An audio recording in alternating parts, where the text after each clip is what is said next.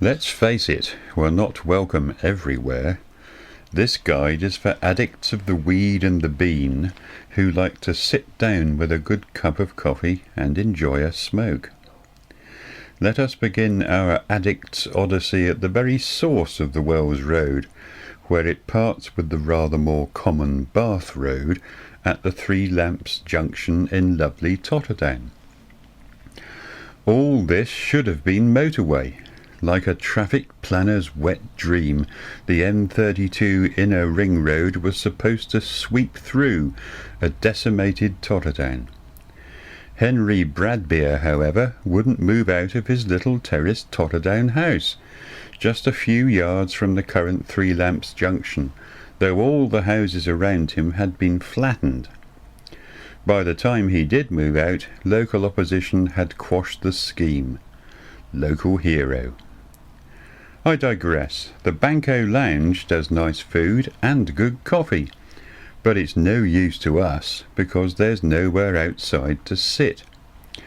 Likewise the renowned and wonderful Greg's Cafe, now called the Gallery Cafe, though I have occasionally seen chairs and a table outside.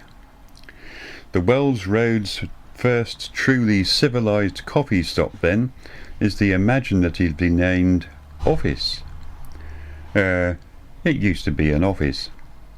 It's all a bit Barcelona indoors, but there is quite a lot of outdoors, and you can enjoy a good coffee and the bargain basement Bristol Byzantine architecture of the church tower over the road.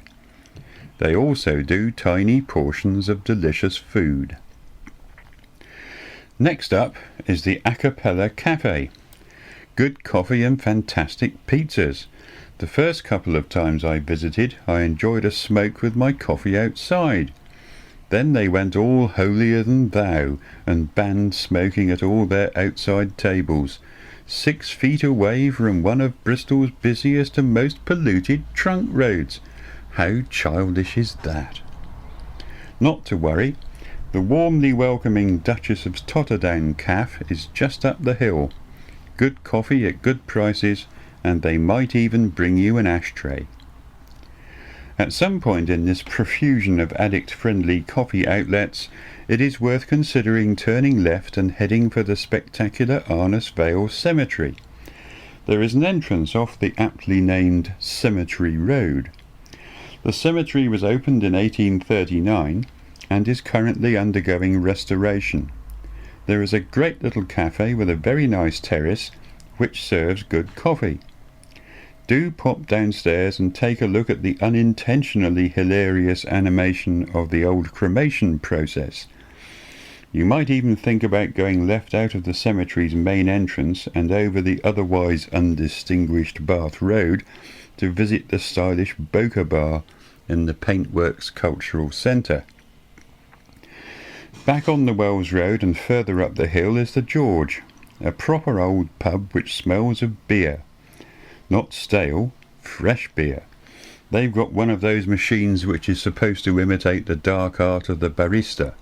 This one's not up to much, but there's a nice terrace outside and we're getting desperate.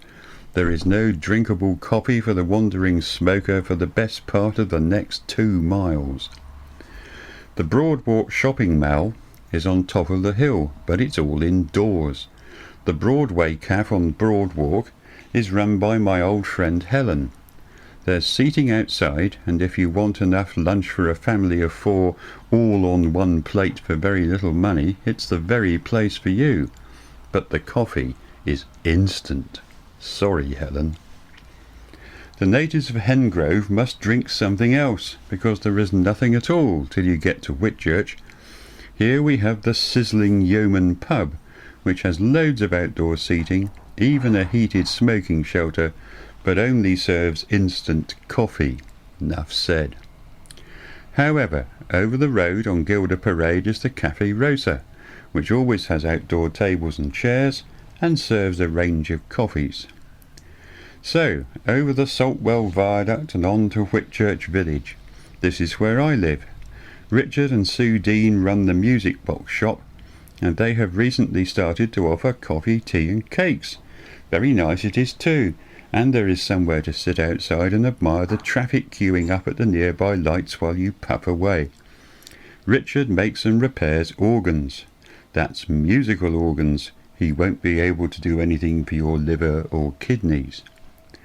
Next door is the Toby Carvery pub restaurant, famous for its carvery.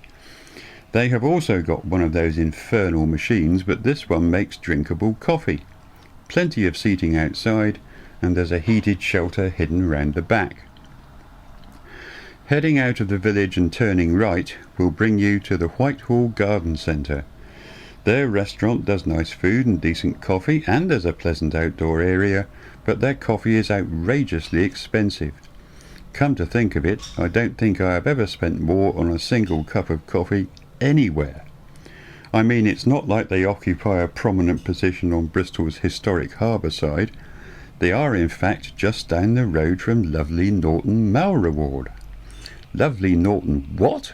I hear you cry. Precisely. But all is not lost, and the best is yet to come. Pop back into Whitchurch and turn right at the lights. This will take you to Stockwood. In the centre there is a brutalist shopping centre inexplicably omitted from Jonathan Mead's programme on the BBC. Jewel in the crown of all this overconfident 60s concrete is Mario's Cafe. Mario comes from Turkey, and he knows how to make coffee. His is the cheapest and amongst the best, and there's a nice concrete canopy to sit under when it's raining.